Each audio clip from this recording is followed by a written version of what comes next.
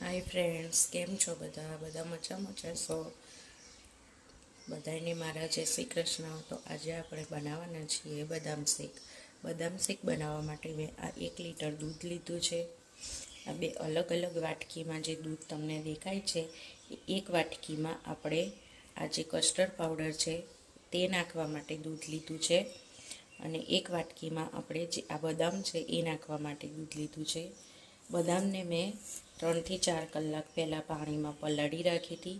ત્યાર પછી તે 3-4 કલાક પછી મેં તેની ઉપરથી છિલકા ઉતારી લીધા. તે બહુ જ સોફ્ટ થઈ ગઈ છે જુઓ, પલાળ્યા પછી, અને આસાનીથી છિલકા નીકળી જાય છે. અને આ એક વાટકી ખાંડ લીધી છે. ગેસ ઉપર મેં તપેલી લઈ લીધી છે. આ તપેલીની અંદર પહેલાં આપણે આ 1 લીટર જે દૂધ છે તે નાખીશું. આ દૂધ નાખ્યા પછી દૂધ થોડું ગરમ થાય એટલે આપણે દૂધમાં ખાંડ નાખીશું. દૂધ થોડું ગરમ થાય ત્યાં સુધી આપણે વાટકીમાં 2 ચમચી કસ્ટર્ડ પાવડર નાખીશું.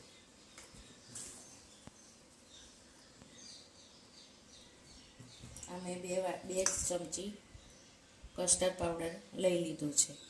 હવે આપણે ધીમે ધીમે એમાં આ 1 વાટકી દૂધ હતું એ નાખી દઈશું.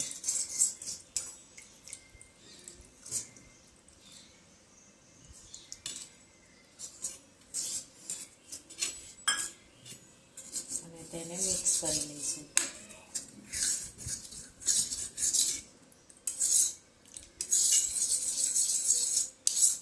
જો આ મિક્સ થઈ ગયું છે.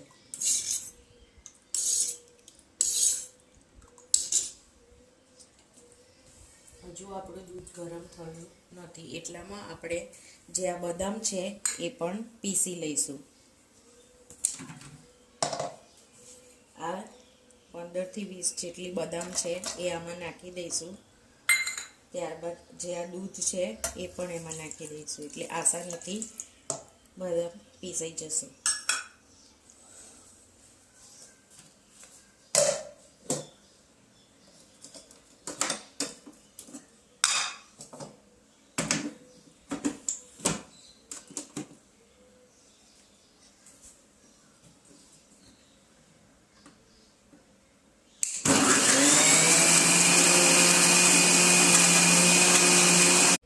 જુઓ, આપણે આ બદામ બધી મસ્ત પીસાઈ ગઈ છે.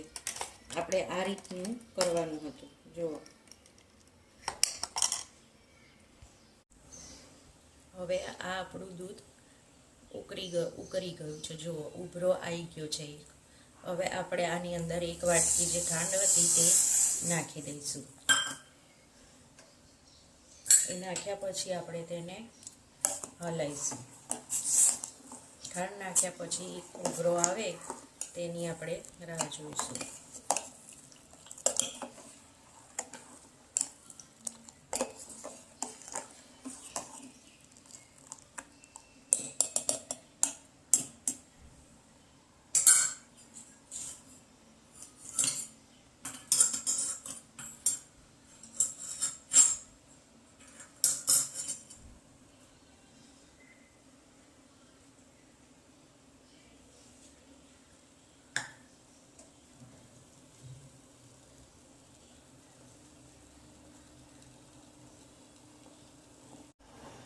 આને આપણે થોડું હલાવતા રહીશું. જુઓ, આ ખાંડ કેટલી મસ્ત ઓગળી ગઈ છે, અને આપણું દૂધ પણ ખાંડ નાખ્યા પછી ઉકળી ગયું છે. હવે આપણે જે 1 વાટકીમાં કસ્ટર્ડ પાવડર ઓગળ્યો હતો એ પણ આમાં ધીમે ધીમે નાખી દઈશું.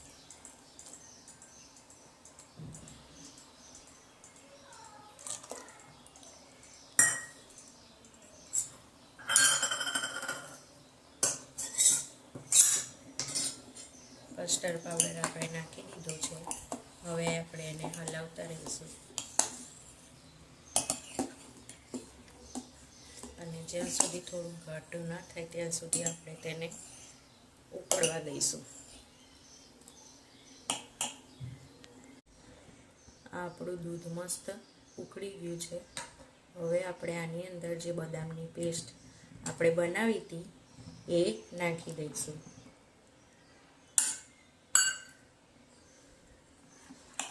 અને હવે આપણે ધીમે ધીમે તેને હલાવતા રહીશું.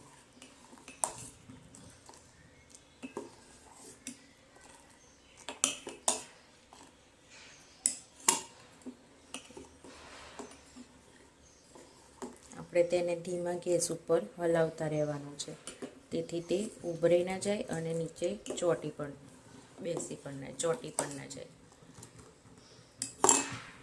નીચે ચોટી ના જાય એટલા માટે આપણે એને ધીમા તાપે ઉકળવા દઈશું અને હલાવતા રહીશું.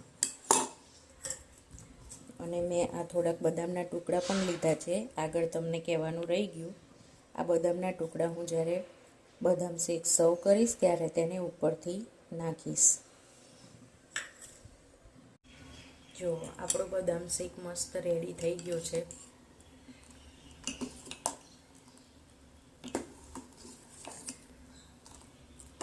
દેખાય છે ને તમને કેટલો મસ્ત બની ગયો છે. હવે આપણે ગેસ બંધ કરી દઈશું અને આને ઠંડુ થવા દઈશું. ઠંડુ થયા પછી આપણે તેને પીરસીશું, સર્વ કરીશું. જુઓ, આ બદામ શેક ઠંડુ થઈ ગયો છે.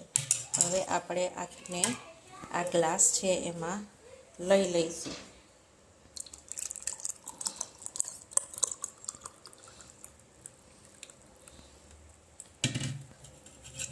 અને ઉપરથી આ થોડીક બદામ છે એ નાખી દઈશું. જુઓ કેટલો મસ્ત લાગે છે ને દેખાવમાં, પીવામાં પણ એટલો જ મસ્ત છે.